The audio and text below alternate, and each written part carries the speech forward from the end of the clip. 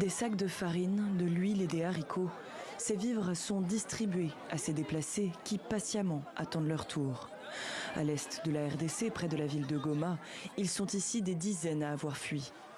Depuis fin mars, les affrontements d'une rare violence ont lieu entre l'armée congolaise et les rebelles du M23, soupçonnés d'être soutenus par le Rwanda voisin.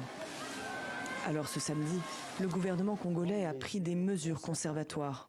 Il a été décidé la suspension immédiate des vols de la compagnie d'aviation rwandaise à destination de la République démocratique du Congo. Sanctions économiques mais aussi diplomatiques. L'ambassadeur du Rwanda en RDC a été convoqué par les autorités. Ces décisions sont accueillies avec enthousiasme par une partie de la population. Nous soutenons ces décisions à 100%. Tout le monde sait que c'est le Rwanda qui soutient le M23. Nous estimons que grâce à cette mise en garde gouvernementale, le Rwanda reviendra au bon sens et cessera d'alimenter ce mouvement terroriste. La guerre, elle est aussi d'une part économique.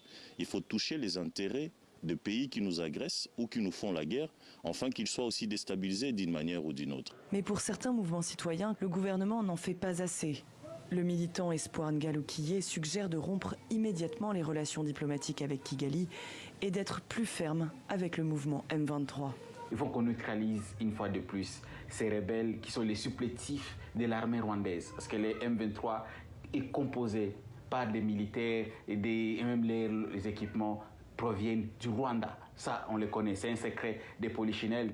L'armée congolaise affirme avoir capturé ce samedi 2 soldats rwandais à Rumangabo, en territoire congolais. Le Rwanda, de son côté, réfute soutenir les rebelles et accuse Kinshasa dans un communiqué d'avoir kidnappé ses militaires. Kigali exige leur libération.